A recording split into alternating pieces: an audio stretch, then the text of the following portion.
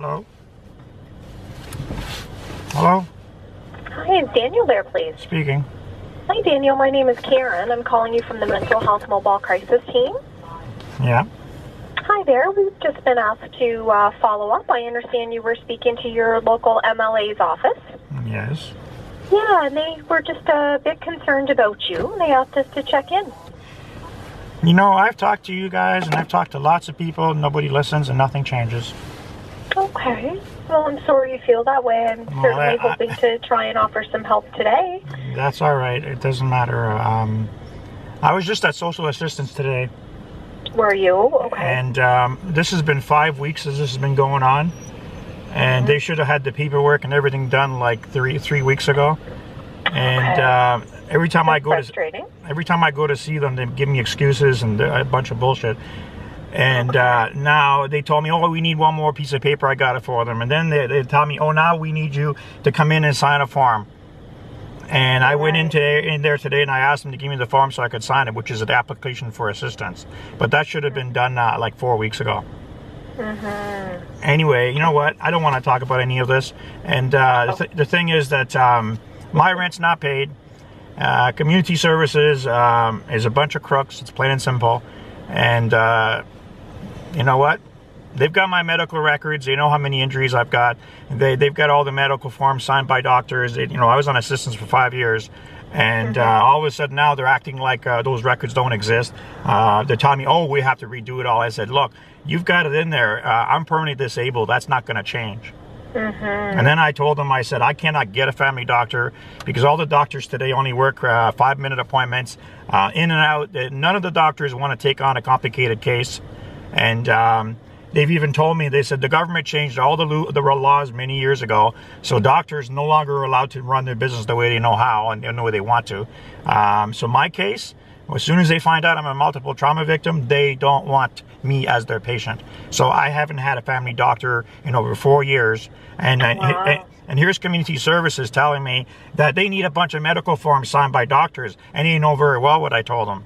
I told them, I said, the doctors told me, unless you're willing to pay them to read through hundreds of pages of my medical records, they're not going to do anything for me. And they're sure not going to sign any documents. So community services wants the doctors to sign these forms, but the doctors aren't being paid to do the work. So the doctors are refusing everything. I have no medical care. I haven't had any for 4 years. I have no assistance from community services. My rent's not paid. And you know what? That's all I have to tell you. Okay. And no matter how nice you are, it's not going to change the fact that my landlord can kick me out and put me on the street probably in about a week or two. Well, I've got a couple of suggestions if you'd like to hear them, Daniel. You go ahead and talk. And you know what? Okay. Have you accessed the community health teams? You know what? I don't know what that is, and all I know is I've been struggling to survive now for 6 years since I got run over by a car, and all I've gotten from government is pretty bad stuff. They have wellness navigators on the community health. Wellness is not gonna. There's nothing wrong with my mind or me. Okay. I'm not suggesting that, but it's someone who can sit down with you and help you navigate. No, you're not going to help me to navigate anything. Because until community services provides me the funds that I need to survive, nothing's going to change. And they're not going to, okay? They've already told me they're not even going to cover my rent. They're not giving me any money. It's been almost, 5-6 weeks now? Right. So, and they're telling you that because you need medical Oh, no. Every time I talk to them, they change their story. Okay. This is deliberate, okay? You know what? Well, it sure sounds frustrating, Daniel. It's not frustrating. It's deliberate. My lawyer knows what happened to me on the day I got run over. It wasn't an accident. It was done on purpose. It was planned out by government people. And my lawyers know that. The courts know that. The Supreme Court knows that. I'm published all over the world. People know who I am. They know what's been done to me. And my nightmare started in Toronto when I ran a federal election. And I found out they were rigging the elections. And so they put a contract out on me, and they've done me a lot of harm ever since. And what I'm telling you is all published. There's millions of people that have read my stuff. They know who I am. But right now, They're denying me the ability to even survive. No rent, no food, no money, no nothing. That's it. That's it. And it's against the law what they're doing, but do you think they care about law? We don't have governments anymore. We've got nothing but a bunch of criminals that have taken over our governments. And all our governments are corporations now.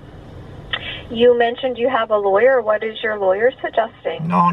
When I was suing these people that made this story up, that it was an 80-year-old woman that ran me over, which it wasn't. But they went ahead with their story, so I sued. And I was going to have a 3-month trial. They booked it in the middle of winter. And I told them I can't get there. It's impossible. I can't get out of the building. Can't go anywhere in my wheelchair. Metro Transit removed all the tie-downs on all the buses when I became disabled. All the new buses don't have any tie-downs to hold wheelchairs. So I stopped having public transit 5 years ago.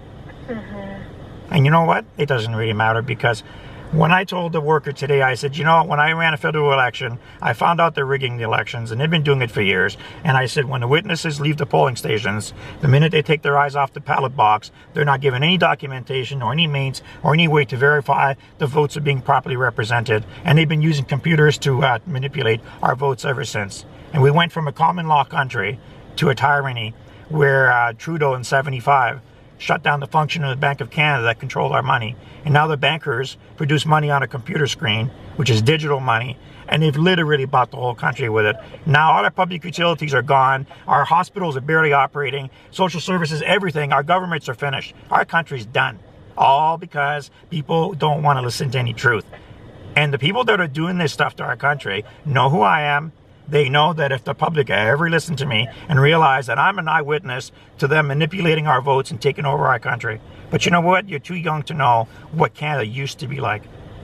Canada's a Commonwealth country with a House of Commons where we, the common people, elect common people to create our law of the land. The only law in Canada is common law. When they corporatized our governments, they have never produced a law. They produce acts and policies. Okay?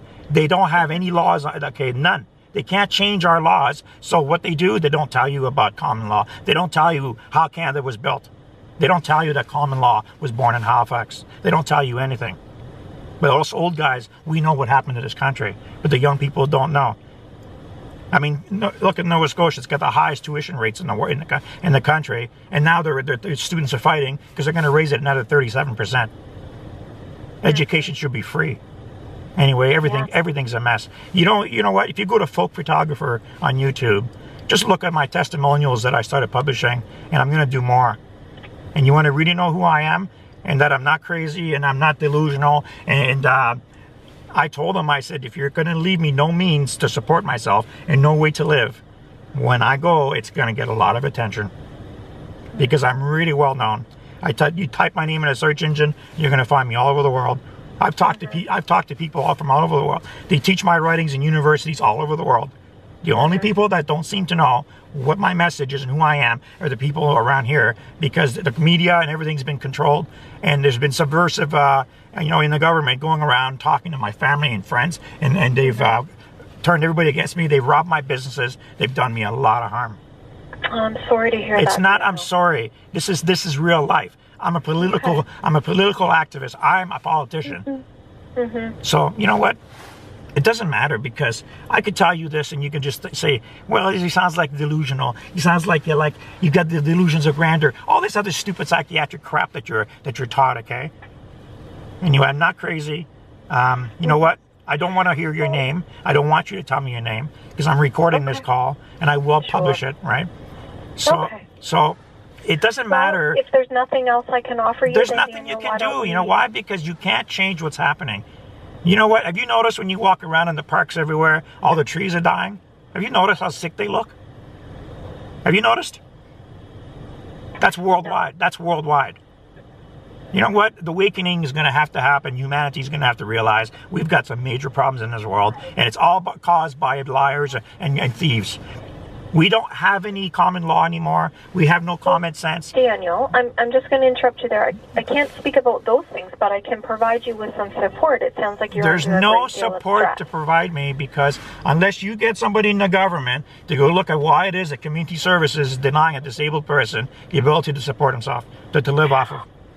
Well, You want to help? Change your mind. Not me. Please give us You a see call what I back mean? if there's anything You see we what can I do mean? for you. You're putting all the onus on me, like I live all by myself in this society. That's because you told me there's nothing we can do for you, Daniel. Because you won't. I already told you Well, what I'd you like can to try. do. Well, then have a call to your MLA and tell them how's this happening to this guy. And go on my folk photographer channel and go listen to the testimonials. Go listen to the first one I just put out, and go listen to what's really going on in my life. So if one of the issues right now is finding a family doctor, I can speak to you about how to find a family doctor. I know how the whole... You know what? My IQ is really high. I really am very intelligent, and I really do know how everything works.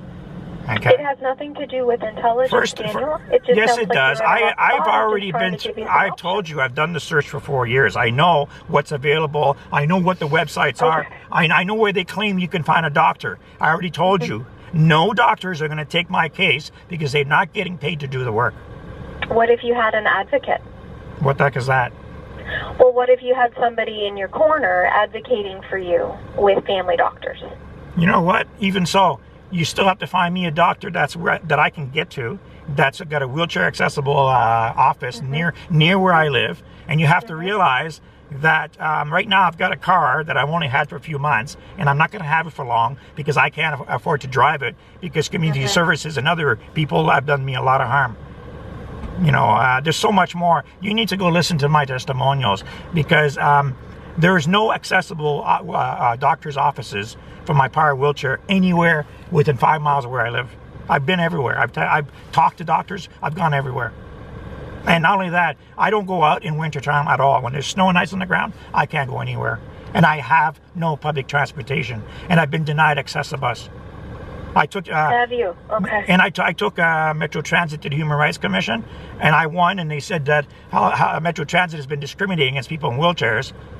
And remember, every bus that they put on the road in the last 7 years has no tie-downs to hold power wheelchairs. There's 4 tie-down points. The wheelchairs weigh on average 600 pounds, and they have to be secured. They don't have any tie-downs for the wheelchairs. So everyone that's disabled, that's using a power wheelchair, no longer has a life, cannot go anywhere, can't possibly get a job or do anything, and they're all being institutionalized because they took away their public transportation. Well, Daniel, There's no will. You should pause. You should pause. Wellness Navigator. No, you should pause and think about what I just said for a minute. No transportation. That's a human rights violation. You better get your people over there to start helping out and saying, okay, this guy's got a lot of really serious points and this is really happening, but you're not listening to me. You want to help? Do something that's for real.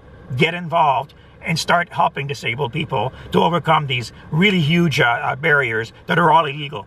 It's a right to travel, and I'm being denied my rights. So you want to help?